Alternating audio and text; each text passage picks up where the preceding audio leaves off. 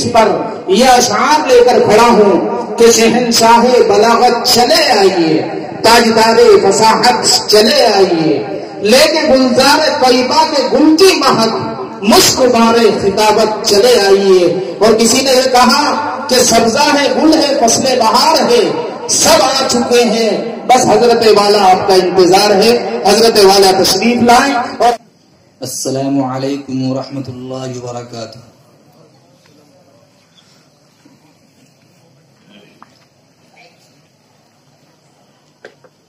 الحمد للہ رب العالمین والعاقبۃ للمتقین والصلاة والسلام على سید الانبیاء والمرسلین وعلى آلہ وصحبہ اجمعین، اما بعد فقد قال اللہ تعالی فی کتابہ الکریم: اعوذ باللہ من الشیطان الرجیم، بسم اللہ الرحمن الرحیم، ما كان محمد أبا أحد من رجالكم ولكن رسول الله وخاتم النبيين وكان الله بكل شيء عليما۔ وقال الله تعالى في آية أخرى: من يطع الله والرسول فأولئك مع الذين أنعم الله عليهم من النبيين والصديقين والشهداء والصالحين وحسن أولئك رفيقا۔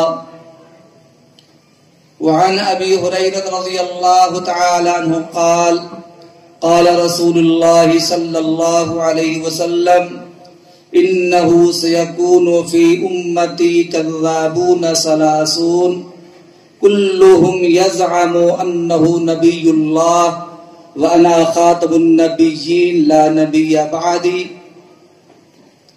وقال النبي صلى الله عليه وسلم: إن المرأة إذا صلت خمسها وصامت شهرها وأحصنت فرجها وأطاعت بعلها فلتدخل من أي أبواب الجنة شاءت۔ صدق الله العظيم، صدق رسوله النبي الكريم، ذلك من الشاهدين والشاكرين والحمد لله رب العالمين۔ وہ دانائے سبل ختم الرسل مولا کل، جس نے غبار راہ کو بخشا فروغ وادی سینہ۔ دوسرے شاعر نے کہا: فضاؤں میں بسی خوشبو، زباں پہ کس کا نام آیا، وہی حضرت محمد عرش سے جن پر سلام آیا۔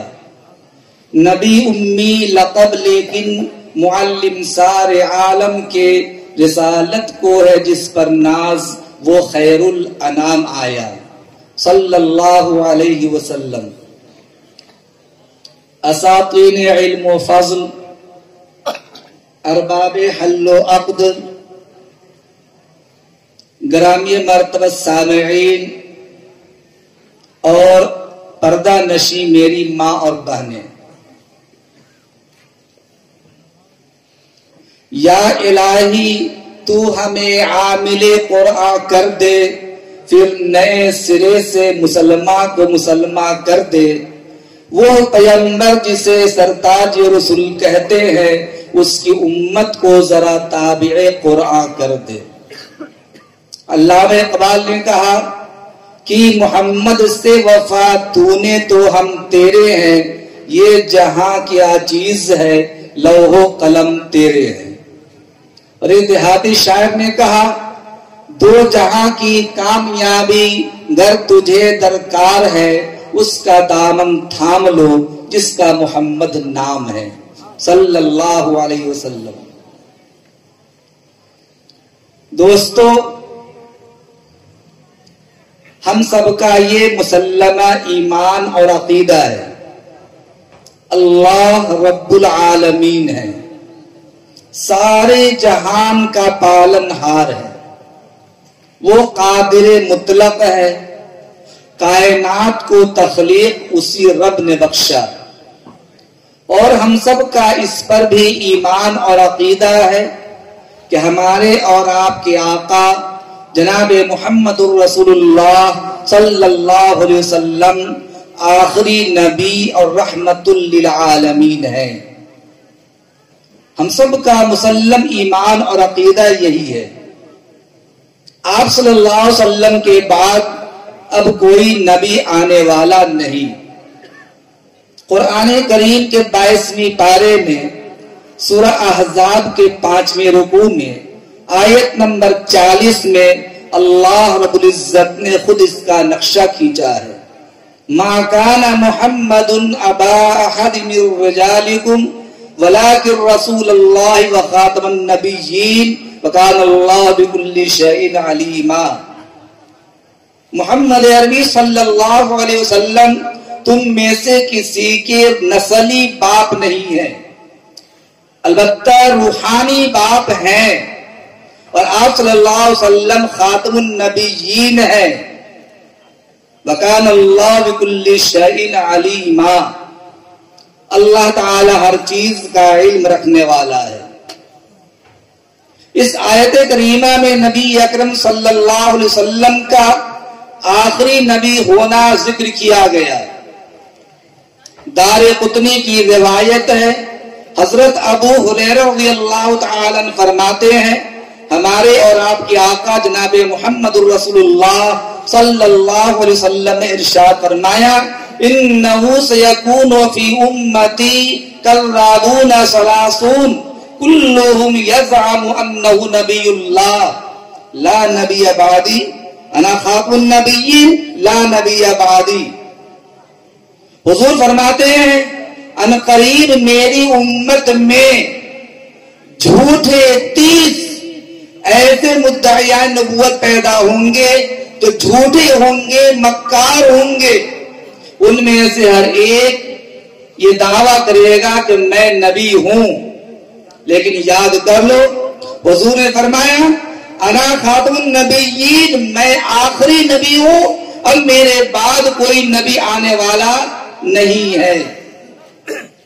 عقائد میں سے ایک عقیدہ یہ بھی ہے کہ نبی اکرم صلی اللہ علیہ وسلم کی ختم نبوت اقرار کر لینا، جس طریقہ سے اللہ کی وحدانیت کا آپ نے اقرار کیا، تاجدار مدینہ کی نبوت و رسالت کا اقرار کیا، ویسے ہی تاجدار مدینہ محمد عربی صلی اللہ علیہ وسلم سلسلے میں ختم نبوت کا اقرار کرنا بھی یہ عقائد میں سے ہے۔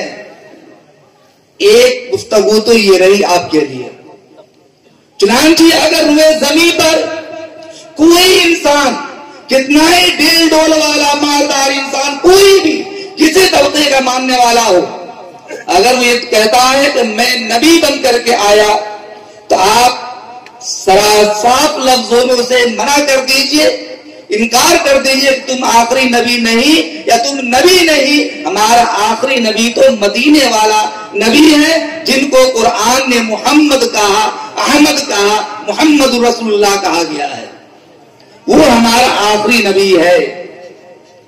میرے عزیز دوستو، ختم نبوت کے ساتھ ساتھ ابھی مولانا کی گفتگو آپ نے سنی، تاجدار مدینہ محمد عربی صلی اللہ علیہ وسلم کو پوری انسانیت کے لیے نبی بنایا گیا، چرند کے لیے، پرند کے لیے، نباتات کے لیے، جمادات کے لیے، تمام مخلوقات کے لیے، زمینی مخلوق، فضائی مخلوق، آسمانی مخلوق، تمام مخلوقات کے لیے اللہ تعالیٰ نے آپ کو نبی بنایا، اور خود اللہ تعالیٰ نے آپ کی زبانی اس کا اعلان کروایا۔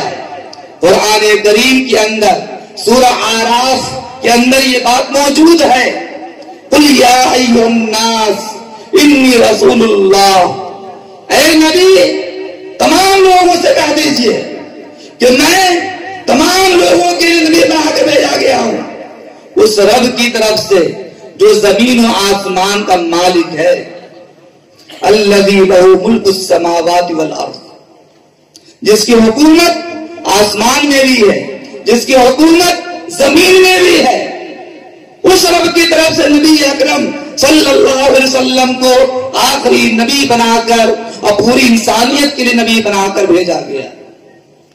قرآن کریم کے 22ویں پارے میں سورہ سبا کے 3 رکوع میں آیت نمبر 28 میں اللہ رب العزت نے خود ارشاد فرمایا وَمَا أَرْسَلْنَاكَ إِلَّا كَافَّةً لِلنَّاسِ بَشِيرًا وَنَذِيرًا وَلَكِنَّ أَكْثَرَ النَّاسِ لَا يَعْلَمُونَ۔ ہم نے آپ کو پوری انسانیت کے لیے خوشخبری سنانے والا، ڈرانے والا بنا کر بھیجا ہے، لیکن اکثر لوگ اس بات کو نہیں جانتے۔ مولانا نے بہت ساری آیات پیش کی ہیں، میں صرف مدلل کرنا چاہتا ہوں۔ اللہ تعالیٰ کو تاجدار مدینہ محمد عربی صلی اللہ علیہ وسلم سے اتنا عشق، اتنی محبت کہ اللہ تعالیٰ نے کہیں پر بھی اپنے نبی کا نام ذکر نہیں کیا، القاب کا ذکر کیا ہے۔ کہیں پر نبی کا، کہیں پر رسول کا، کہیں پر طٰہٰ کا، کہیں پر یاسین کا، کبھی یا ایھا المزمل کا، کبھی یا ایھا المدثر کا القاب کے ذریعے پکارا۔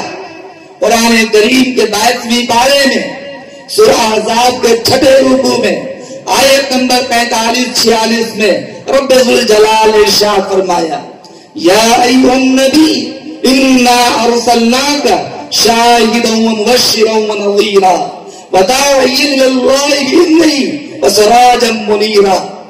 اے نبی، ہم نے آپ کو گواہی دینے والا، خوشخبری سنانے والا، ڈرانے والا بنا کر بھیجا ہے۔ آپ اللہ کے حکم سے دعوت اللہ کے کام کرنے والے بنا کر بھیجے گئے ہیں، روشن آفتاب بنا کر بھیجے گئے ہیں۔ اسی لیے کہا جاتا ہے اس روئے زمین پر سب سے زیادہ حسین، سب سے زیادہ خوبصورت اگر کوئی شخصیت گزری ہے تو وہ ہے ہمارے اور آپ کے آقا جناب محمد رسول اللہ صلی اللہ علیہ وسلم۔ آپ سے زیادہ اس دنیا میں کوئی حسین پیدا ہی نہیں ہوا۔ سورت تیری معیار کمالات بنا کر، سورت تیری معیار کمالات بنا کر دانستہ مصور نے قلم توڑ دیا ہے۔ اب آپ کے بعد یا آپ سے پہلے کوئی زیادہ حسین بچہ، انسان، شخصیت اس روئے زمین پر آئی ہی نہیں، نہ آئندہ آئے گی۔ لوگ کہتے ہیں یوسف علیہ السلام کو اللہ نے حسن دیا تھا، یقین حسن تھا، لیکن جناب محمد رسول اللہ صلی اللہ علیہ وسلم کا جو حسن تھا اس کے حسن کے مقابلے میں یوسف علیہ السلام کا حسن مات پڑ جاتا ہے۔ اسی لیے کہا جاتا ہے یوسف علیہ السلام کے حسن کو دیکھنے والی عورتوں نے انگلیاں تو کٹوا ڈالی، ایمان نہیں لائی، لیکن جن جن لوگوں نے جناب محمد رسول اللہ صلی اللہ علیہ وسلم کے حسن و جمال کا دیدار کیا، پہلے ایمان لائے پھر گردنیں کٹوا دی، انگلیاں کیا ہوتی ہے؟ یہ نبی کے جمال، نبی کے حسن کا تذکرہ، خوبصورتی۔ اسی لیے کہا جاتا ہے جس شخص نے بھی جناب محمد رسول اللہ صلی اللہ علیہ وسلم سے ایک مرتبہ بھی محمد رسول اللہ سمجھ کر دیکھا، وہ دائیں علیہ السلام میں داخل ہو گیا۔ فقیہ ابو اللیث سمرقندی رحمت اللہ علیہ فرماتے ہیں، مجلس میں ذکر کرتے ہوئے فرمایا بایزید بستامی رحمت اللہ علیہ کو جتنے لوگوں نے دیکھا سب ان کے گرویدہ ہو گئے، ان کے ہاتھ پر ایمان لے آئے، ان کے ہاتھ بیعت ہو گئے، ان کی مجلس میں بیٹھنے والے بن گئے، دین میں داخل ہو گئے۔ تو مجلس میں ایک شخص بیٹھا تھا، اس نے کہا جناب آپ کی بات درست نہیں ہے، اس وجہ کر کہ اس سے تو معلوم ہوتا ہے کہ ایک ولی کا مقام ایک نبی سے بڑھا ہوا ہے، کیونکہ بایزید بستامی رحمت اللہ علیہ کو جنہوں نے دیکھا وہ اسلام میں داخل ہو گئے۔ نبی اکرم صلی اللہ علیہ وسلم کو دیکھنے والے بے شمار لوگ تھے جو ایمان میں داخل نہیں ہوئے۔ ابو لہب نے حضور کو دیکھا، ابو جہل نے حضور کو دیکھا، ابو طالب نے حضور کو دیکھا، عتبہ نے حضور کو دیکھا، شیبہ نے حضور کو دیکھا، ایمان نہیں لائے، لیکن باعث بستانی کو دیکھنے والے ایمان لے آئے. یہ کیسے ہو سکتا ہے؟ فقیہ ابو اللیث سمرقندی رحمۃ اللہ علیہ نے یہ فرمایا کہ جی ہاں، میں دعوی سے کہتا ہوں کہ جنہوں نے باعث ہندوستانی کو دیکھا ان کے ہاتھ پر ایمان لے آئے، اور جن جن کا آپ نے نام لیا ہے انہوں نے جناب محمد رسول اللہ صلی اللہ علیہ وسلم کے چہرے انور کو دیکھا ہی نہیں. سوال کرنے والا حیرت میں پڑ گیا، یہ جناب کیا بات ہے؟ حضور کی مجلس میں ابو جہل آیا، ابو لہب آیا، بدستہ مناظرہ کر رہا ہے، سوال و جواب کر رہا ہے، بحث کر رہا ہے. اے محمد، میری مٹھی میں کیا ہے بتا دو، ایمان لے آؤں گا. تو یہ سوال جواب بغیر چہرے دیکھے ہوئے. اے نبی، اے محمد، چاند کے 2 ٹکڑے کر دو، ایمان لے آؤں گا. اے محمد، فلاں کام کر دو، ایمان لے آؤں گا. تو یہ تو حضور کو دیکھا پھر بھی ایمان نہیں لائے، پھر یہ کہنا کہ حضور کو دیکھا ہی نہیں. تو فقیہ ابو اللیث سمرقندی رحمۃ اللہ علیہ نے فرمایا کہ جی ہاں، ابو لہب نے، ابو جہل نے، عتبہ نے، شیبہ نے، فلاں نے حضور کے چہرے کو دیکھا ہی نہیں. جب بھی حضور کی مجلس میں آیا تو آ کر وہ ہمیشہ محمد ابن عبداللہ کے چہرے کو دیکھتا تھا. محمد ابن عبداللہ سمجھ کر چہرے کو دیکھتا تھا. قسم خدا کی ایک مرتبہ بھی اگر وہ محمد رسول اللہ سمجھ کر کے دیکھ لیتا، اسی مجلس میں وہ مشرف اسلام ہو جاتا. یہ ہے نبی اکرم صلی اللہ علیہ وسلم سے عشق اور محبت. کہ محبت بھری نگاہ سے اگر دیکھ لے ایمان نصیب ہو جاتا. اسی لیے تو اما عائشہ رضی اللہ تعالی عنہ بار بار ازواج مطہرات کے سامنے اور دیگر صحابیات کے سامنے کہا کرتی تھی کہ حضرت خدیجہ میرا مقابلہ نہیں کر سکتی ہے، گرچہ انہوں نے حضور پر اپنی جان کو قربان کیا، مال کو قربان کیا، محبتوں کو نچھاور کیا، خاندان کو نچھاور کیا، جب تک کہ تاجدار مدینہ کی عقد میں حضرت خدیجہ حیات سے رہی، آپ نے کسی اور خاتون سے نکاح نہیں فرمایا. جب حضرت خدیجہ کا انتقال ہو گیا پھر جا کر آپ نے عقد ثانی فرمایا. لیکن اس کے باوجود فرماتی ہیں عائشہ رضی اللہ تعالیٰ عنہ کہ حضرت خدیجہ میرا مقابلہ نہیں کر سکتی. لوگوں نے پوچھا کیوں؟ تو جواب دیا اس کی وہ بنیادی وجہ یہ ہے کہ حضرت خدیجہ کے نکاح کا فیصلہ اس روئے زمین پہ ہوا تھا اور میرے نکاح کا فیصلہ عرش بری پہ ہوا تھا. نکاح سے پہلے بار بار تاجدار مدینہ محمد عربی صلی اللہ علیہ وسلم کو خواب میں ریشمی کپڑے پر میری تصویر دکھائی جاتی تھی. جب حضرت خدیجہ کا نکاح سرکار دو عالم صلی اللہ علیہ وسلم سے ہوا تو حضرت خدیجہ کا نکاح محمد ابن عبداللہ سے ہوا تھا اور میرا نکاح محمد رسول اللہ سے ہوا. اس لیے میرا مقابلہ وہ نہیں کر سکتی ہے. یہ ہے محبت، اسے کہتے ہیں عشق، اسے کہتے ہیں نسبت. تاجدار مدینہ محمد عربی صلی اللہ علیہ وسلم سے محبت کے دم بھرنے والوں اور میری ماں بہنیں جو حضور سے محبت کرتی ہیں، میں سب سے کہنا چاہتا ہوں عشق رسول کے ساتھ ساتھ نسبت محمدی اختیار کرنا ضروری ہے. ہمارا نسبت ہے کہ نسبت کی بنیاد پر اللہ تعالیٰ نے خیر امت قرار دیا. کنتم خیر امت اخرجت للناس تأمرون بالمعروف وتنہون عن المنکر وتؤمنون باللہ. بہترین امت کہا گیا سرکار مدینہ محمد عربی صلی اللہ علیہ وسلم سے نسبت کی بنا پر. اسی لیے اس جگہ میں کہنا چاہتا ہوں تاجدار مدینہ محمد عربی صلی اللہ علیہ وسلم مدینہ منورہ میں آرام فرما رہے ہیں، گرمی کا زمانہ ہے، جسم مبارک سے پسینے کے قطرات بہ رہے ہیں. ایک صحابی آتی ہے نبی اکرم صلی اللہ علیہ وسلم کے جسم سے بہنے والے پسینے کو شیشی میں بھرنے لگتی ہے. آپ صلی اللہ علیہ وسلم کی آنکھ کھل جاتی ہے. آپ صلی اللہ علیہ وسلم نے فرمایا کیا کر رہی ہو؟ تو انہوں نے کہا یا رسول اللہ آپ کے پسینے مبارک کے قطرات کو شیشی میں بھر رہی ہوں. کیا کرو گی؟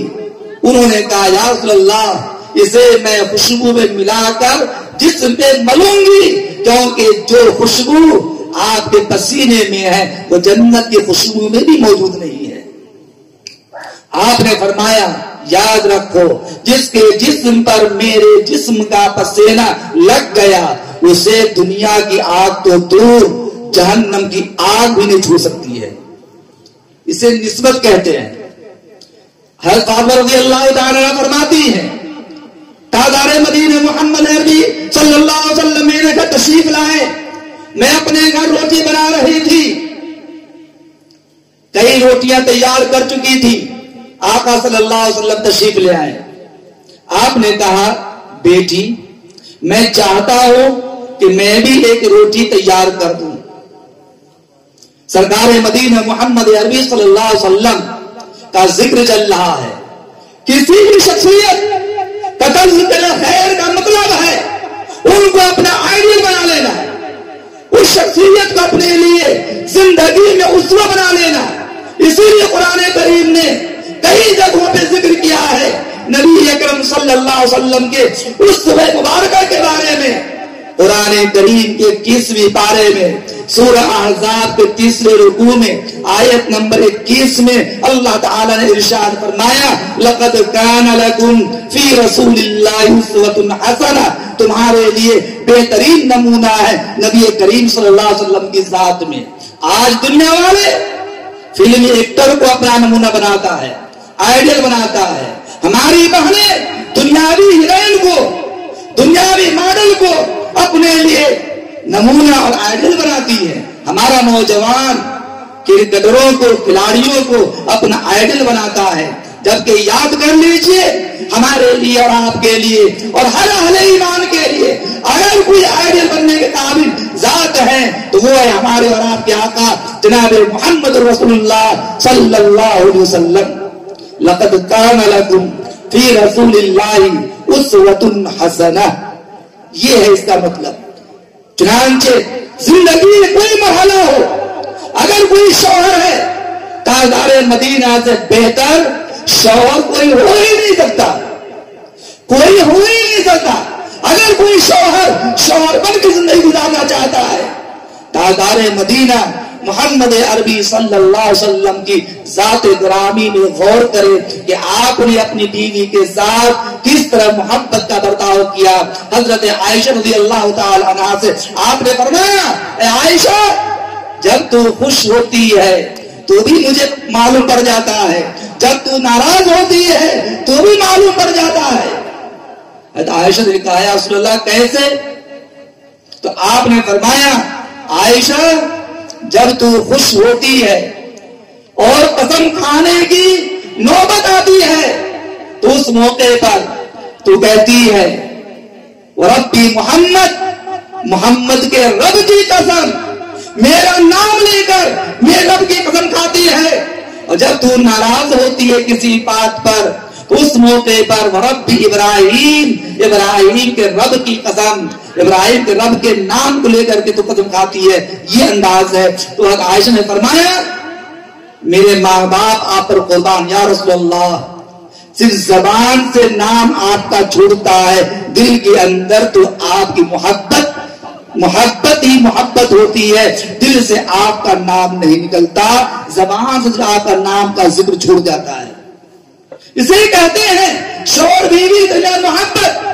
اگر کوئی شوہر بننا چاہتا ہے تاجدار مدینہ محمد عربی صلی اللہ علیہ وسلم کو اپنا آئیڈل بنا کر کے شوہر بن کر زندگی گزارے، پھر دیکھیے زندگی کتنی شاداب ہو جاتی ہے. آج ہمارے معاشرے میں جو طلاق کی نوبتیں اس قدر بڑھی ہوئی ہے، اس کی بنیادی وجہ ہے کہ نوجوان اپنے آپ کو شوہر نہیں مانتا، اپنے آپ کو حاکم مانتا ہے، جس کی بنا پر طلاق کی کثرت کے ساتھ واقعات پیش آ رہے ہیں۔ کوئی دن نہیں جاتا جس دن کے طلاق کے سلسلے میں خون نہ آتا ہو۔ اور بڑا آسان مسئلہ ہو گیا آج کل۔ عمران صاحب، آسان مسئلہ، مفتی صاحب بتائیے، ایک صاحب نے اپنی بیوی سے ہنسی مذاق میں 3 طلاق دے دی ہے، طلاق ہوگی یا نہیں ہوگی؟ بتائیے ذرا، کبھی کوئی پیار میں اپنی بیوی کو قتل کرتا ہوگا؟ کوئی جب پیار میں اپنی بیوی کا گلا دبا دے؟ ممکن ہے؟ طلاق یہی ہے، پیار میں طلاق نہیں دی جاتی، طلاق نباہ نہ ہونے کی بنا پر، آپسی تنازع کی بنا پر، آپ سے جھگڑے کی بنا طلاق واقع ہوتی ہے۔ اور یہ جان لیجئے، اگر کوئی شخص ہنسی مذاق میں بھی اگر بیوی کو طلاق دے دیتا ہے، سمجھانے کے انداز میں بھی کہ مان لو کہ میں نے تجھے طلاق دے دی، اس سے بھی طلاق واقع ہو جاتی ہے، کیونکہ ہمارے اور آپ کے آقا تاجدار مدینہ محمد عربی صلی اللہ علیہ وسلم نے ارشاد فرمایا، ثلاث جدہن جد وہزلہن جد، الطلاق والنکاح والعتاق۔ 3 چیزیں تو ایسی ہیں جن کی حقیقت تو حقیقت ہے ہی، مذاق بھی حقیقت ہے۔ مذاق بھی طلاق اگر دے دے طلاق واقع ہو جاتی ہے۔ نوجوانوں کی بات سمجھ نہیں آتی۔ نوجوان کہتا ہے میں عاشق رسول ہوں، میں قرآن کا شہدائی ہوں، میں محمد عربی سے محبت کرنے والا ہوں، میں نے دین کا دامن تھام لیا ہے، میں نے اسلام کو اختیار کر لیا ہے، لیکن حقیقت میں دیکھیے دین سے خالی ہے، قرآن سے خالی ہے، شریعت سے خالی ہے، حضور سے محبت سے خالی ہے، حضور کے دین سے خالی ہے۔ اگر وہ محبت کرنے والا ہوتا حضور سے تو ایسی غلطی نہ کرتا۔ نبی اکرم صلی اللہ علیہ وسلم فاطمہ رضی اللہ تعالی عنہ کے گھر تشریف لے گئے، آپ نے فرمایا میں روٹی بنانا چاہتا ہوں، لا بیٹی ایک روٹی تیار کر دوں۔ میری ماں بہنیں غور سے سنیں اس بات کو۔ فاطمہ رضی اللہ تعالی فرمایا کہ جی ابا جان، آپ اپنے دست مبارک سے روٹی تیار کر دیجئے۔ آپ صلی اللہ علیہ وسلم نے بھونا ہوا آٹا لیا، اسے ایک تیار کیا، تلے پہ اس کو رکھا اپنے ہاتھ سے، اور تلے پہ رکھ کر چلے گئے۔ فاطمہ رضی اللہ تعالی عنہ اس روٹی کو کبھی ادھر پلٹتی ہے کبھی ادھر پلٹتی ہے، روٹی سیکنے کا نام نہیں لے رہی ہے، روٹی گرم نہیں ہو رہی ہے، چولہے میں آگ جل رہی ہے، آگ کا شعلہ بھڑک رہا ہے، روٹی سیک نہیں رہی ہے، روٹی گرم نہیں ہو رہی ہے۔ فاطمہ رضی اللہ تعالیٰ عنہ حیران ہو گئی کہ اب تک جتنی روٹیاں میں نے سیکی ساری روٹیاں تیار ہو گئی تھی، یہ روٹی میں کیا ہوا کہ روٹی تیار نہیں ہو رہی ہے۔ بھاگتی ہوئی سرکار مدینہ محمد عربی صلی اللہ علیہ وسلم کی خدمت میں گئی اور عرض کیا ابا جان، وہ روٹی جسے توا پہ رکھ کر آپ آئے وہ روٹی سک نہیں رہی، کیا معاملہ ہے؟ کافی دیر ہو چکی ہے، روٹی سک نہیں رہی ہے۔ تو نبی اکرم صلی اللہ علیہ وسلم نے فرمایا بیٹی دیکھو تو صحیح اس روٹی کو کس کا ہاتھ لگا ہے، اس روٹی کو کس کا ہاتھ لگا ہے، قسم اس ذات کی جس سے قبض میری جان ہے، محمد عربی کا ہاتھ جس شے کو لگ جائے دنیا کی آگ تو دور، جہنم کی آگ اسے چھو نہیں سکتی، جلا نہیں سکتی ہے۔ کون نبی ہے جس کو اللہ تعالیٰ نے آخری نبی بنایا ہے، شہنشاہوں کا شہنشاہ بنایا ہے، امام الانبیاء بنایا ہے، امام الرسول بنایا ہے، خاتم الانبیاء کا بنایا ہے، سبھی کا نبی ہے، مسلمانوں کا بھی نبی ہے، غیروں کا بھی نبی ہے، مالداروں کا بھی نبی ہے، غریبوں کا بھی نبی ہے، مردوں کا بھی نبی ہے، عورتوں کا بھی نبی ہے، جوان کا بھی نبی ہے، بچوں کا بھی نبی ہے، زمین پہ بسنے والی مخلوقات کا بھی نبی ہے، آسمانی مخلوقات بھی نبی ہے، سب کا نبی ہے۔ اس نبی نے کہا کہ جس شے کو میرا ہاتھ لگ جائے اس شے کو دنیا کی آگ دور، جہنم کی آگ جلا نہیں سکتی ہے۔ لیکن ہمارا اور آپ کا کیا رشتہ حضور سے؟ یہ جلسہ ہو رہا ہے سیرت النبی سے متعلق، اور سیرت النبی صرف سننے سنانے کے لیے نہیں ہے، سننے سنانے کے لیے نہیں ہے، عمل کرنے کے لیے ہے، بتانے کے لیے ہے۔ تاجدار مدینہ محمد عربی صلی اللہ علیہ وسلم نے دنیا والوں کیا پیغام دیا ہے؟ آپ نے سبھی کے ساتھ ہمدردی کا برتاؤ کیا، آپ نے ظلم کو مٹایا، آپ نے گناہوں کو ختم کیا، آپ نے بڑوں کا احترام کرنے کا حکم دیا، چھوٹوں کے ساتھ شفقت کا برتاؤ کرنے کا آپ نے حکم دیا۔ آپ نے انسان تو انسان بے زبان جانوروں کے بھی حقوق بتلائے، آپ نے چونٹی جو زمین پہ رینگنے والی ہے اس کے بھی حقوق بتلائے، اور فرمایا ان چونٹیوں کو نہ جلاؤ، ان چونٹیوں کو نہ جلاؤ، بے زبان جانوروں کو نہ بھڑکاؤ، پھل دینے والے درختوں کو نہ کاٹو۔ ایک مسئلہ بتاتا ہوں اس جگہ پہ، بہت لوگ پوچھتے ہیں، یہاں بھی ایک درخت نظر آیا، لوگ پوچھتے ہیں مولانا دروازے پہ کون سا درخت ہونا چاہیے کون سا نہیں؟ کیا بادام کا پودا لگائیں ممکن ہے؟ نیم کا پودا یا اور کوئی پھلدار درخت؟ یاد رکھیے نفع و ضرر کا مالک اللہ ہے، نفع و ضرر کا مالک اللہ ہے۔ دنیا دار اسباب ہے، مسبب لگتا ہے اللہ تعالیٰ کی ذات گرامی ہے۔ جب تک کہ اللہ تعالیٰ کسی چیز میں نفع نہ ڈالے وہ چیز نفع بخش نہیں ہو سکتی ہے، اور جب تک کہ کسی چیز میں ضرر نہ ڈالے وہ چیز ضرر رساں نہیں ہو سکتی ہے۔ آپ شوق سے دروازے پر جون سا درخت چاہے لگا سکتے ہیں، بھروسہ اللہ کی ذات پہ کیجیے۔ لوگ کہتے ہیں اس سے مصیبت آتی ہے، اس سے بلائیں اترتی ہے، آدمی اس سے انتقال کر جاتا ہے، یہ سب توہمات میں سے ہے، جہالت میں سے ہے، گمراہی میں سے ہے۔ نفع و ضرر کا مالک اللہ تعالیٰ ہے۔ میں واقعہ سنانا چاہتا ہوں نفع و ضرر کے سلسلے میں۔ اللہ کے نبی موسیٰ علیہ نبینا علیہ السلام کے پیٹ میں درد ہوا، اللہ کے نبی نے پیٹ میں درد ہوا، بے تحاشا درد ہوا۔ وہ موسیٰ جو اللہ سے ہم کلام ہوتے ہیں، اللہ سے بات چیت کرتے ہیں، پیٹ میں درد ہو رہا ہے، سجدے میں گر گئے، اے رب، اے میرے مولا، پیٹ میں درد ہو رہا ہے، بہت تکلیف ہو رہی ہے، کیا کروں؟ رب نے فرمایا اے موسیٰ، اے میرے نبی، اے کلیم، فلاں جگہ جنگل میں ایک درخت ہے، درخت کے نیچے جھاڑی ہے، وہاں جڑی بوٹی ہے، جاؤ فلاں رنگ کی جڑی بوٹی کو لو، پانی سے دھو کر اسے گھس کر گھول بنا کر عرق بنا کر پی لو، درد ٹھیک ہو جائے گا۔ موسیٰ علیہ السلام گئے، جڑی بوٹی لے کر آئے اور اسے دھو کر گھس کر گھول بنا کر اسے پیا، پینا تھا، پیٹ کا درد کافور ہو گیا، ختم ہو گیا۔ دو چند روز کے بعد پھر پیٹ میں درد ہوا، بے تحاشا درد ہوا، پتہ معلوم تھا، غور کیجیے، پتہ معلوم تھا فلاں جگہ درخت کے نیچے جڑی بوٹی ہے، اسے کھانے سے پیٹ کا درد ٹھیک ہو جاتا ہے۔ موسیٰ علیہ السلام گئے، جڑی بوٹی لے کر آئے، اسے پیس کر گھس کر گھول بنا کر پیا، پیٹ میں جانا تھا، درد بڑھ گیا، درد بڑھ گیا، تکلیف بڑھ گئی۔ موسیٰ علیہ السلام نے ڈبل ڈوز لیا اور درد بڑھ گیا، اور لیا اور درد بڑھ گیا، پریشان ہو گئے۔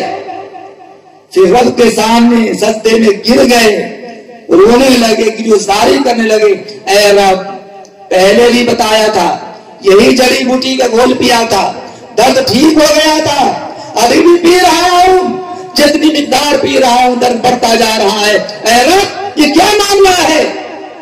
تو رب نے کہا اے میرے کلیم، جب پہلی مرتبہ درد ہوا تو نے مجھے پکارا، تو نے مجھے پکارا، مجھ سے اس کی دوا کا انتخاب کرایا، میں نے جڑی بوٹی میں شفا رکھ دی تھی، لیکن یہ دائن دوا ہوں، ہر بیماری کے لیے दवा होती है, शिफा होती है। मैंने जड़ी बूटी में अपनी कुदरत कामिला से शिफा कर दी थी। जड़ी बूटी लेकर आए, उसे घोल बनाकर पिया, ठीक हो गए थे, क्योंकि उस वक्त तेरा भरोसा मेरी जात पर था। इस वक्त तूने मुझे नहीं पुकारा, तूने जड़ी बूटी पर भरोसा किया है। मैंने किसी चीज में शिफा नहीं रखी है, शिफा मेरे हुक्म से पैदा होती है। फी नफ्से ही, किसी दवा में शिफा नहीं है, किसी जड़ी बूटी में शिफा नहीं है, शिफा तो मेरे हुक्म से पैदा होती है। तूने मुझे भरोसा ना किया, अगर भरोसा करके मुझसे पुकारते मैं शिफा रख देता, उसे इस्तेमाल करते तब ठीक हो जाता। मेरे अजीज दोस्तों, इसे कहते हैं कि नफो सरों का मालिक अल्लाह ताला है। फी नफ्से, किसी चीज में न नफा है न नुकसान है। नबी अकरम सल्लल्लाहु अलैहि वसल्लम से मोहब्बत करने वालों, मेरे पर्दा के पीछे माँ बहनें भी बैठी हैं। मर्दों के बारे में बहुत सारी बातें सुन ली आपने। साथ पायदार मदीना मोहम्मद अरबी सल्लल्लाहु अलैहि वसल्लम ने औरतों की हुकूक बतलाए हैं।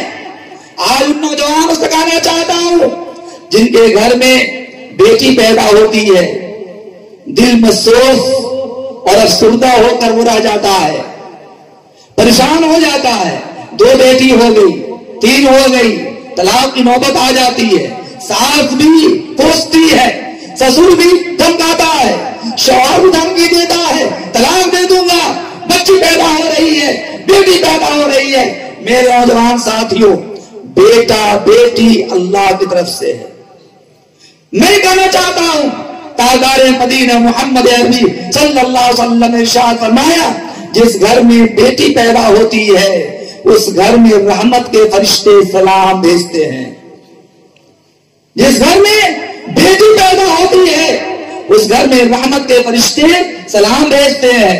आका ने फरमाया, औरत की जिंदगी के 4 लम्हे होते हैं। औरत कभी बेटी होती है, कभी बहन होती है, कभी बीवी होती है, कभी माँ होती है।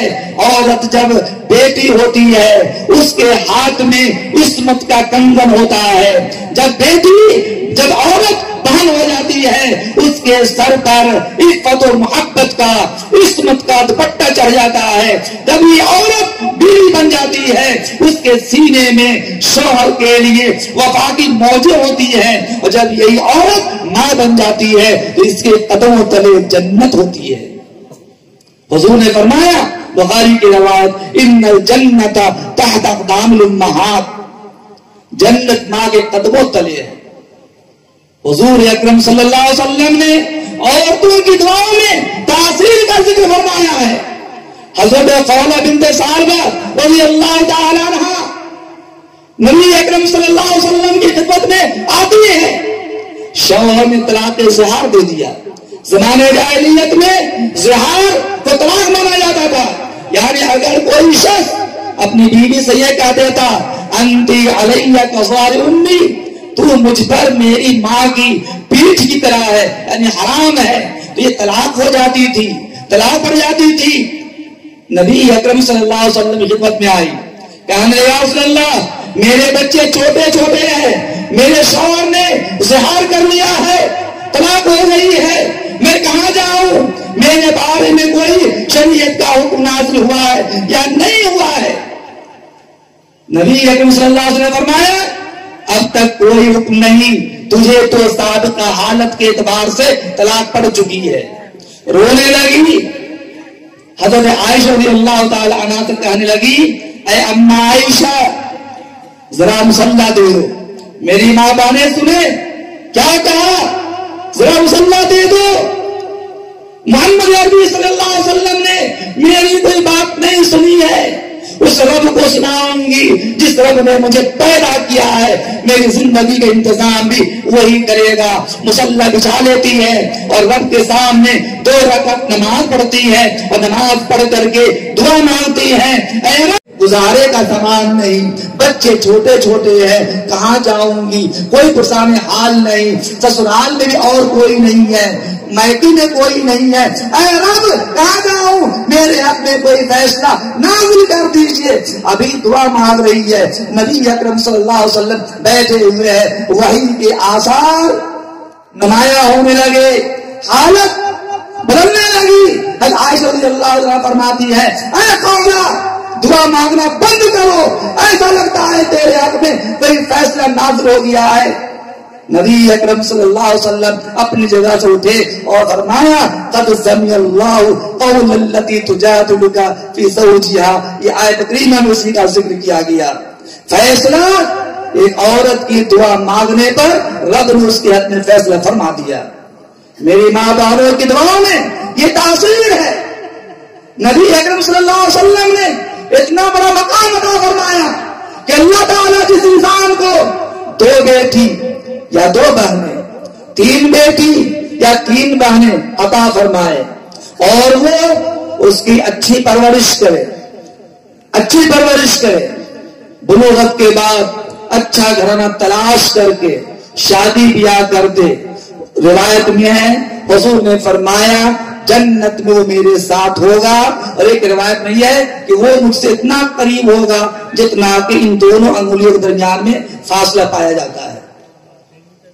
لڑکوں کے بارے میں نہیں، لڑکیوں کے بارے میں، بیٹیوں کے بارے میں، بہنوں کے بارے میں یہ کہا گیا ہے۔ مردوں کے بارے میں نہیں کہا کہ جو مرد صرف 5 وقت کی نماز ادا کر لے، رمضان کو روزہ رکھ لے، جنت میں چلا جائے گا، کوئی ذکر نہیں ہے۔ لیکن عورتوں کے بارے میں یہ ذکر موجود ہے۔ چنانچہ مشکات شریف جز نمبر 2 صفحہ نمبر 509 حدیث نمبر 3093 پر حضرت انس رضی اللہ تعالیٰ عنہ کی روایت ہے، عن انس رضی اللہ تعالیٰ عنہ قال قال رسول اللہ صلی اللہ علیہ وسلم ان المرأة اذا صلت خمسها وصامت شهرها واحسنت فرجها وأطاعت بالها فلتدخل من أي أبواب الجنة شاءت۔ ہمارے اور آپ کے آقا تاجدار مدینہ محمد عربی صلی اللہ علیہ وسلم نے ارشاد فرمایا، میری ماں بہنیں اچھی طرح دھیان دے اس بات پر، حضور نے فرمایا جو عورت 5 وقت کی نماز ادا کرے، ان المرأة اذا صلت خمسها، 5 وقت کی نماز ادا کرے، فجر کی نماز، ظہر کی نماز، عصر کی نماز، مغرب کی نماز، عشاء کی نماز، 5 وقت کی نماز ادا کر لے، چاہے تہجد پڑھے یا نہ پڑھے، نفل پڑھے یا نہ پڑھے، اوابین پڑھے یا نہ پڑھے، اشراق پڑھے نہ پڑھے، 5 وقت کے فرائض ادا کر لے۔ وصامت شہرها، رمضان کا مہینہ آئے رمضان کا روزہ رکھ لے، محرم کا روزہ رکھے نہ رکھے، شعبان کا روزہ رکھے یا نہ رکھے، کوئی ذکر نہیں ہے، صرف کہا گیا وصامت شہرها، ماہ رمضان کے روزے رکھ لے، واحسنت فرجها، اپنی عزت و آبرو کی نگہبانی کر لے، اپنی شرمگاہ کی حفاظت کر لے۔ سر کا کھولنا حرام، سر کا کھولنا حرام، عورت کے لیے نماز کی حالت میں دونوں ہتھیلی، دونوں قدم، چہرے کا کھولنا جائز ہے۔ اس کے علاوہ سر کے بال کھل جائیں، یہ حصہ ہاتھ کا کھل جائے، یا پیٹ کا حصہ، یا گھٹنے کے نیچے والا حصہ، یا اور کوئی حصہ کھل جائے، یاد کر لیجئے یہاں تک کہ بال 1/4 مقدار میں اگر کھل جائے نماز فاسد ہو جائے گی۔ صرف شرمگاہ کے حفاظت سے مطلب نہیں ہے، عزت و آبرو کی حفاظت کرنا، پردہ اختیار کرنا ہے۔ اگر کوئی عورت گھر سے باہر نکلتی ہے سر کے بال کھلے ہوئے ہیں، سر کے بال کھلے ہوئے ہیں، حدیث میں آتا ہے جب تک سر کے بال کھلے رہیں گے اللہ کی لعنت برستی رہے گی، جتنے لوگوں کی نگاہ پڑے گی سبھی کا گناہ اس کے سر پہ لاد دیا جائے گا۔ فیشن کا زمانہ عجیب، चुस्त लिबास पहनना, जिस्म की हैयत, जिस्म का उभार जाहिर होता है। बारीक नहीन लिबास पहनना, जिससे जिस्म की खाल तक नजर आती है। अगर कोई खातून ऐसा लिबास जिससे जिस्म की खाल नजर आती है पहन करके नमाज पढ़ेगी, मुफ्तियान किराम बैठे हुए हैं, उसकी नमाज जायज नहीं होगी, जायज नहीं होगी। हमारे मुआशरा में अजीब मामला है, फैशन, न्यू फैशन, मगरबी तहजीब ने, यूरोपियन तहजीब ने हमारे मुआशरे में ऐसा नासूर मर्ज पैदा कर दिया है कि हम तहजीब के नाम पर बदतहजीबी का मुजाहरा कर रहे हैं। लिबास दरेज के नाम पर न्यू फैशन को हम अपना रहे हैं। बहरकैफ औरतों के लिए चुस्त लिबास पहनना, मर्दों जैसा लिबास पहनना हराम है, शरीयत ने हराम करार दिया है। क्यों? इसलिए कि हुजूर ने लानत फरमाई ऐसी औरतों पर जो मर्दों की मुशाबत इख्तियार करे, और हुजूर ने लानत फरमाई है ऐसे मर्दों पर भी जो औरतों की मुशाबत इख्तियार करे। बहरकैफ हुजूर ने फरमाया जो औरत अपनी इज्जत और आबरू की हिफाजत करे, पर्दे का ख्याल करे, और आगे फरमाया वह अताअत बाला, अपने शौहर की ताअत और फरमाबरदारी करे। हुजूर ने फरमाया फले तदखुल मिन अय्यि अबवाबिल जन्नति शात, क़यामत के जन्नत के 8 दरवाजे खुले होंगे, जिस दरवाजे से चाहे वो दाखिल हो जाए उसे पूरा पूरा इख्तियार होगा। ये है इश्क़ रसूल। जिसमें इश्क होगा, मोहब्बत होगी, वही इस चीज को अपनाएगा और वही अपना सकती है। मेरी माता ने आपकी दुआओं में वो तासीर है कि जब आप दुआ मांगती है अल्लाह का अर्श मिल जाता है, रहमतें झूम जाती है। आपका छोटा बच्चा अगर पास में बैठा हुआ आपको दुआ मांगता हुआ देखता है और उसका भी हाथ नन्ना मुन्ना उड़ जाता है, अल्लाह उसके सदक़े तुफैल बेशुमार मुसीबतों को दूर कर देता है। कौन कह रहा है? हमारे नबी जिनकी इबादत में अल्लाह की मोहब्बत भी नहा है। मौलाना ने हाथ पेश की थी कुरान करीम के 3 पारे में, सूरह आले इमरान के 4 रुकू में आयत नंबर 31 में रब ने इरशाद फरमाया कुल इन कुंतुम तुहिब्बूनल्लाह फत्तबिऊनी युहब्बुकुमुल्लाह। ऐ नबी आप कह दीजिए तमाम लोगों से कि अगर तुम अल्लाह से मोहब्बत करना चाहते हो तो पहले मेरी इत्तिबा करो, अल्लाह खुद तुझे मोहब्बत का परवाना अता फरमा देगा। क्योंकि इस नबी के अंदर कमाल है। आदम अलैहिस्सलाम से लेकर ईसा अलैहिस्सलाम तक जितने भी अंबिया आए, तमाम नबियों की खूबियां इस नबी के अंदर मौजूद है। हुस्न यूसुफ दमे ईसा यदि वफादारी आचा खूबा हम दारम तू तनादारी। इसीलिए इस नबी की इताअत करने का हमें हुक्म दिया गया है। कुरान करीम के 5वें पारे में सूरह निसा के 9वीं रुकू में आयत नंबर 69 में रब्बुल जलाल ने इरशाद फरमाया मन युतिइल्लाह वर रसूल फउलाइका मअल्लज़ीना अनअम अल्लाहु अलैहिम मिनन नबिय्यीन वसिद्दीक़ीन वशुहदाई वस्सालिहीन व हसुन उलाइका रफ़ीक़ा। जो अल्लाह की और रसूल की ताअत और फरमाबरदारी करे, और ताअत और फरमाबरदारी मतलब क्या है? नबी की ताअत का मतलब क्या है? कुरान करीम के 28वें पारे में सूरह हश्र के पहले रुकू में आयत नंबर 7 में रब ने इसको जिक्र किया है मा आताकुमुर रसूल फखुज़ूहु व मा नहाकुम अन्हु फंतहू।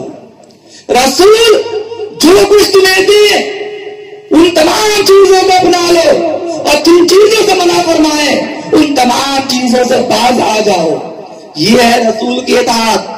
तो जो अल्लाह की इताअत करे, रसूल की इताअत करे, ये लोग क़यामत के दिन उन लोगों के साथ होंगे जिन पर अल्लाह ताला ने इनाम फरमाया یعنی نبیوں کے ساتھ، صدیقین کے ساتھ، شہداء کے ساتھ، صالحین کے ساتھ، اور یہ بہترین ساتھی ہیں، بہترین ساتھی ہیں۔ اسی لیے حضور اکرم صلی اللہ علیہ وسلم نے اپنی اطاعت کو اللہ کی اطاعت قرار دیا۔ بخاری شریف جز نمبر 2 پارہ نمبر 12 صفحہ نمبر 159 حدیث نمبر 208، راوی حضرت ابو ہریرہ رضی اللہ تعالی عنہ فرماتے ہیں نبی اکرم صلی اللہ علیہ وسلم نے ارشاد فرمایا من اطاعنی فقد اطاع اللہ ومن عصانی فقد عصى اللہ، جس نے میری اطاعت کی اس نے اللہ کی اطاعت کی، جس نے میری نافرمانی کی اس نے اللہ کی نافرمانی کی۔ اور دوسری بات میں یہ ہے من احب سنتی فقد احبنی ومن احبنی فکان معی فی الجنہ، جس نے میری سنت سے محبت کی اس نے مجھ سے محبت کی، اور جس نے مجھ سے محبت کی کل قیامت کے دن وہ میرے ساتھ جنت میں ہوگا، یہ حضور نے فرمایا۔ آج ہم نے اسے چھوڑ دیا، سنت تو ہے، فضول سمجھ کر جسے بجھا دیا تو نے، فضول سمجھ کر جسے بجھا دیا تو نے، وہی شمع جلاؤ تو روشنی ہوگی۔ مانگتے پھرتے ہیں اغیار سے مٹی کے چراغ، اپنے خورشید پہ پھیلا دیے سائے ہم نے، یہ المیہ ہے۔ ہم نے نبی کی لائی ہوئی شریعت کو بلائے پاک ڈال دیا، چھوڑ دیا، اور غیروں کے طریقے کو ہم نے اپنا لیا۔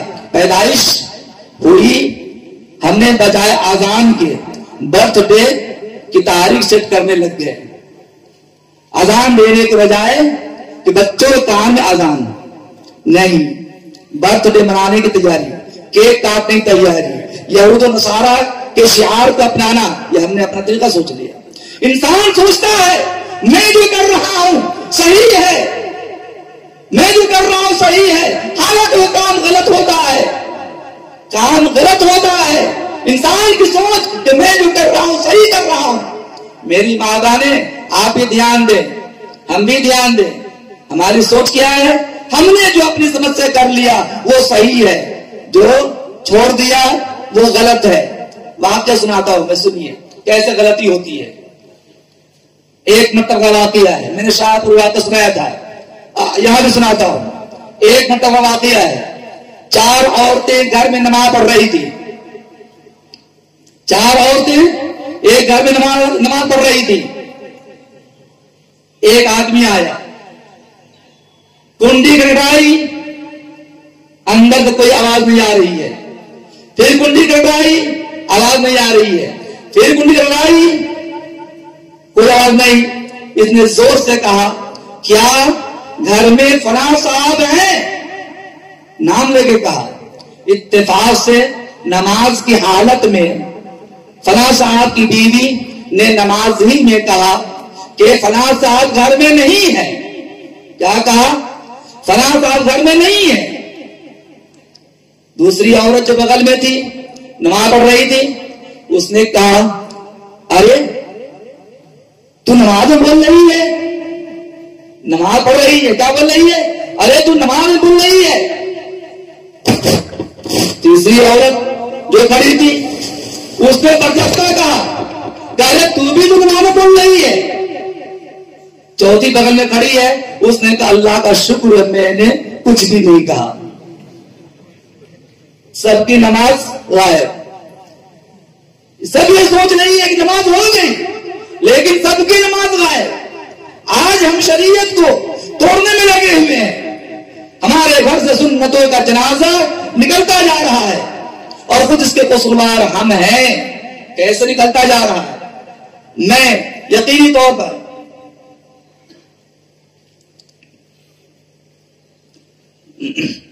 دوستو، چونکہ سنت النبی کا جلسہ ہے اور اس کا مقصد ہوتا ہے تاجدار مدینہ محمد عربی صلی اللہ علیہ وسلم کی پیروی کرنا۔ کون نبی ہے؟ میں نبی کی خوبیاں گنایا کرتا ہوں، آپ کا ایمان تازہ ہو جائے گا، آپ کا ایمان تازہ ہو جائے گا، میری ماں باپوں کا ایمان تازہ ہو جائے گا۔ نبی کی خوبیاں سن کر اتنی بات طے ہے، جس شخصیت کا تعارف رب کرائے دنیا کا کوئی انسان تعارف نہیں کرا سکتا، جس کی خوبیاں رب بیان کرے دنیا کا کوئی انسان بیان نہیں کر سکتا، لیکن عشق و محبت میں ڈوب کر انسان نبی کی اوصاف کا ذکر کرتا ہے۔ کون نبی ہے؟ ہمارے اور آپ کے نبی ہے، ہمارے اور آپ کے نبی وہ ہے جو فخر رسول ہے۔ کہیے سبحان اللہ، فخر رسول ہے، مولا کل ہے، ہادی رسول ہے، اللہ کا دلبر ہے، کونین کا سرور ہے، ساقی کوثر ہے، شافع معشر ہے، برتر و بالا قدر انبیاء کا افسر ہے، جو حسین ہے، نازنین ہے، ماہ جبین ہے، رحمت للعالمین ہے، مراد المشتاقین ہے، شفیع المذنبین ہے، ساری کائنات میں بہترین ہے، جس کے کردار کی عظمتوں پر حاسدین کو بھی یقین ہے، جو راہبر الرہنما ہے، بدر الدجا ہے، شمس الضحیٰ ہے، خیر الورا ہے، احمد مجتبی محمد مصطفیٰ ہے، جو اٹھے تو آسمان کو بلندیاں مل جائے، جو بیٹھے دھرتی کو سکون مل جائے، جو چادر اوڑھ کر آئے تو خدا یا ایھا المدثر کہے، جو کمبل اوڑھ کر آئے تو یا ایھا المزمل سے معمون ہو جائے، جس کی جبین کی چمک سے صبح سویرا حاصل کرے، جس کی زلفوں کی مستی سے رات تاریکیوں کی بھیک مانگے، جس کی خوشی سے جنت مچلنے لگے، جس کے غصہ سے جہنم ابلنے لگے، وہ ہے ہمارے اور آپ کے آقا تاجدار مدینہ محمد عربی صلی اللہ علیہ وسلم۔ میرے عزیز دوستو، سیرت النبی کے اس پروگرام میں آخری بات کر رہا ہوں، وقت کا لحاظ کرتے ہوئے سیرت النبی کا یہ پروگرام پیغام یہ دے رہا ہے کہ یہاں سے اٹھ کر جائیں، سچے پکے عاشق رسول بن کر کے جانا ہے۔ سب سے پہلا پیغام نبی کا، لوگوں موحد بن کے زندگی گزارنا ہے، یعنی ایک رب کو ماننا ہے، رب ایک کے علاوہ دوسرے کی پوجا نہیں کرنا ہے، کیونکہ اللہ کے علاوہ کسی کو ماننا یہ شرک ہے، ان الشرک لظلم عظیم۔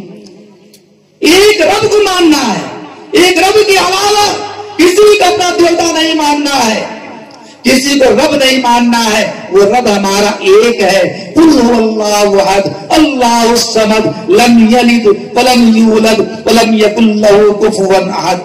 الحمدللہ یہ جو بینر لگا ہوا ہے، خدمت خلق کا بینر، خدمت خلق کا بینر، میں پولیس ڈپارٹمنٹ کے ساتھیوں سے اپیل کرتے ہوئے آخری بار 2-4 منٹ لے کر میں خدمت خلق پر کلام کر دینا چاہتا ہوں۔ خدمت خلق کا جذبہ رکھنے والے جوانوں، آپ نے جو خدمت خلق کا جذبہ اپنے اندر پیدا کیا اور آپ نے جو کمیٹی تنظیم کی، اس کا مقصد ہوتا ہے بلا تفریق مذہب و ملت ہر انسان کے ساتھ ہمدردی کا برتاؤ کرنا۔ کون اپنا، کون پرایا، کون مسلم، کون غیر مسلم، کون اونچا، کون نیچا، کون بڑا، کون چھوٹا، کون کہاں کا رہنے والا، سب کو چھوڑتے ہوئے انسانیت کے نام پہ کام کرنا ہے، اور دل میں اخلاص ہونا چاہیے۔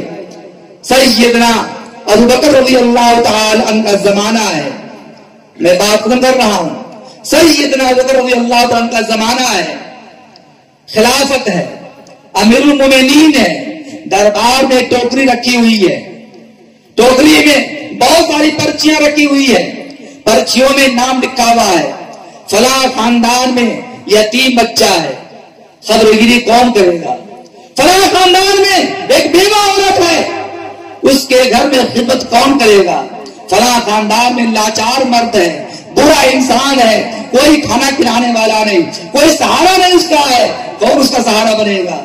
ڈھیر ساری پرچیاں، ہر پرچی میں مخدوم کا نام بھی ہے، خادم کا نام بھی ہے، لکھا ہوا ہے۔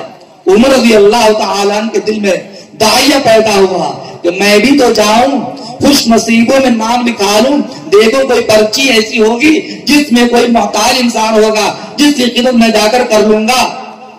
عمر رضی اللہ تعالیٰ عنہ نے ساری پرچیوں کو نکالا، ایک پرچی نکلی جس میں لکھا ہوا تھا قبیلہ بنو ثقیف میں ایک خاتون ہے، لاچار ہے، بوڑھی ہے، مٹکا نہیں اٹھا سکتی، گھر میں جھاڑو نہیں دے سکتی، کون ہے جو اس کی خدمت کرے گا۔ پرچی پہ نام کسی کا نہیں لکھا ہوا ہے، نام کسی کا نہیں لکھا ہوا ہے، اب عمر رضی اللہ تعالی عنہ خوش ہوئے کہ مجھے ایک خدمت کا موقع ملا. پرچی کے پتہ لکھا تھا، پتے کے مطابق اگلے دن صبح سویرے فجر کی نماز پڑھ کر جاتے ہیں اور جا کر کنڈی کٹوائی. اندر آواز دی کون؟ کہا عمر فاروق. کس لیے آئے؟ کہا تیرے گھر خدمت کرنے کے لیے، جھاڑو لگانے کے لیے، پانی بھر کر لانے کے لیے. کہا تم واپس چلے جاؤ، خدمت کرنے والا خدمت کر کے جا چکا ہے. عمر رضی اللہ تعالیٰ حیران ہو گئے کہ کون آدمی ہے، پرچی پہ نام نہیں لکھا ہوا ہے، کون آدمی ہے. اگلے دن فجر کی نماز سے پہلے پہنچ گئے تاکہ دیکھوں تو صحیح. کنڈی کھٹائی، اندر سے آواز آتی ہے. کون؟ عمر رضی اللہ تعالیٰ نے کہا کہ میں عمر ہوں، تیرے گھر کام کرنے کے لیے آیا، خدمت کرنے کے لیے آیا. اندر سے آواز آتی ہے کہ کام کرنے والا کام کرتے جا چکا ہے، اب تیری خدمت کی ضرورت نہیں. عمر رضی اللہ تعالیٰ لرز گئے. کون ہے؟ کون انسان ہے؟ چلا آ رہا ہے، جا رہا ہے. اگلے دن تیسرے دن تہجد کی نماز سے پہلے پہنچ گئے. دیکھو تو صحیح رات کے آخری پہر میں کون آ رہا ہے. گئے کنڈی لڑائی، اندر آواز آتی کون؟ کہا عمر فاروق. کس لیے آئے؟ کہا تیرے گھر کام کرنے کے لیے، خدمت کرنے کے لیے. اندر سے آواز آتی ہے کام کرنے والا کام کر کے جا چکا ہے، اب تیری خدمت کی ضرورت نہیں. عمر رضی اللہ تعالیٰ اور پریشان، کون آدمی ہے، کون ہے. اب اگلے دن چوتھے دن عشاء کی نماز پڑھ کر کچھ رات گزرنے کا انتظار کر رہے تھے. کچھ رات گزری، تہجد سے 1 گھنٹہ پہلے بوڑھی عورت کے گھر کے پاس دیوار کے کونے میں جا کر چھپ گئے. دیکھو تو صحیح کون آدمی ہے جو کام کر کے آتا چلا جاتا ہے. کچھ دیر گزرنے کے بعد دیکھا کہ ایک آدمی پتلا دبلا نحیف چادر اوڑھے ہوئے آہستہ آہستہ قدم سے آیا. کنڈی کٹائی، دروازہ کھول دیا گیا اور پردے میں چلی گئی. یہ اندر داخل ہوا، جھاڑو لگائی، کچرے باہر پھینکا، مٹکے کو سر پہ اٹھایا اور مٹکے لے کر بالٹی لے کر دور کنویں کے پاس جا کر پانی بھرا اور پانی لے کر عورت کے گھر میں لا کر رکھ دیا اور کہا عورت سے کہ آپ پردہ کر لو، کنڈی لگا لو، کام ہو گیا. جب دروازہ بند ہو گیا اور وہ آدمی جانے لگا، عمر رضی اللہ تعالی عنہ پیچھے سے جا کے دبوچ لیا. پیچھے دبوچ لیا. کون آدمی ہے؟ دیکھو تو صحیح. جیسے ہی دبوچا، آدمی پلٹ کے پیچھے مڑا، سر سے چادر کھسک گئی. عمر رضی اللہ تعالیٰ کی نگاہ پڑی تو دیکھا کہ یہ وقت کے خلیفۃ المسلمین سیدنا ابو بکر صدیق رضی اللہ تعالیٰ عنہ. عمر رضی اللہ تعالیٰ کہنے لگے حضرت پرچی پہ آپ کا نام نہیں ہے، آپ نے نام کیوں نہیں لکھا؟ تو انہوں نے کہا کہ اگر پرچی پر میں بھی نام لکھ دیتا تو دوسرے لوگوں میں اور میرے درمیان فرق کیا رہ جاتا؟ میں نے جو کام کیا ہے اللہ کی رضا کے لیے کیا ہے، اللہ کو راضی کرنے کے لیے کیا، لوگوں کو دکھانے کے لیے نہیں کیا ہے. اس لیے میں نے پرچی میں نام نہیں لکھا. آج ہمارا حال ہے کہ غریب کو 10 روپے دیا جاتا ہے، 5 کلو اناج دیا جاتا ہے، بینر لگا لیا جاتا ہے. یہ غریب کو مدد کرنا نہیں، غریب کی عزت کے ساتھ کھلواڑ کرنا ہوتا ہے. خدمت خلق کے جذبہ رکھنے والے ساتھیوں، آپ نے جو تنظیم بنائی بہت مبارکباد. اللہ اس تنظیم کو قائم و دائم رکھے اور جتنے اراکین ہیں اخلاص کے ساتھ کام کرنے کی توفیق عطا فرمائے. اور یاد کیجئے یہ لوگوں کے اندر غلط فہمیاں ہوتی ہے، جہالت، گمراہیاں. تو آپ کو میں کہنا چاہتا ہوں علم کو زشت کا عنوان بنائے رکھنا. یہ جلسہ کیا نا آپ نے، اسی لیے علم کو زشت کا عنوان بنائے رکھنا. تم کتابوں سے سدا گھر کو سجائے رکھنا. جہالت کے اندھیرے تو یوں ہی پگھل جائیں گے، تم شمع علم و عمل یوں ہی جلائے رکھنا. جو کیا آپ نے انشاءاللہ وقت آئے گا نیک نیتی کے اندر برکت ہوتی ہے، خدمت خلق کے اندر اللہ تعالیٰ برکتیں ڈال دیتا ہے، اللہ اونچائی عطا فرماتا ہے۔ اسی لیے میں دل کی گہرائی سے سب کو دعا دیتا ہوں، وہ عروج زمانہ تمہیں اتنا کہ آسمان بھی تمہاری رفعتوں پہ ناز کرے، اور ناز کرتا ہے زمانہ، ناز کو بھی ناز ہے، تم بلندی پر رہو، دل کی یہی آواز ہے۔ میں کمیٹی کے تمام منتظمین کو، تمام افراد کو، پولیس محکمہ کے اور پولیس ڈپارٹمنٹ کے تمام ادھیکاریوں کو مبارکبادی پیش کرتا ہوں کہ آپ نے اپنے وجود کے ذریعے سے ہمیں احساس دلا دیا کہ آپ ماشاءاللہ سرکار مدینہ پروفٹ محمد صلی اللہ علیہ وسلم کا جو پیغامات ہیں انسانیت کے نام سننے کے لیے آپ بھی یہاں بیٹھے ہوئے ہیں، اور آپ ہماری نگرانی بات کر رہے ہیں۔ اللہ تعالیٰ آپ کی عمر میں برکتیں عطا فرمائیں، اور آپ کی انسانی خدمات کے اندر اللہ کا خود عطا فرمائیں، اور بلا تفریق مذہب ہر ایک کے ساتھ محبت کا برتاؤ کرنے کی توفیق عطا فرمائیں۔ اور سارے لوگ جو یہاں بیٹھے ہوئے ہیں سبھی سے کہنا چاہوں گا کہ ہم سب محمدی بن کر کے جو حضور نے انسانیت کا پیغام دیا، آپس نفرت نہیں کرنا ہے، کسی سے بوجھ نہیں رکھنا ہے، سارے لوگ بھائی ہیں، ہم سب مل کے اس سہارنپور کے اندر رہنا ہے، تعلیم کو، ایجوکیشن کو، تہذیب کو بڑھاوا دینا ہے، کوئی بغیر پڑھا لکھا نہ رہے، اس کے لیے ہمیں کوشش کرنا ہے۔ تعلیم کو عروج دیجیے اور غریب کی مدد کرنے کی کوشش کیجیے، مدد کریں گے اللہ تعالیٰ آپ کی مدد کرے گا۔ اللہ تعالیٰ ہم سبھی لوگوں کو کئی ہوئی باتوں پہ بہترین طریقے پر عمل کرنے کی توفیق عنایت فرمائے۔ وآخر دعوانا الحمدللہ رب العالمین۔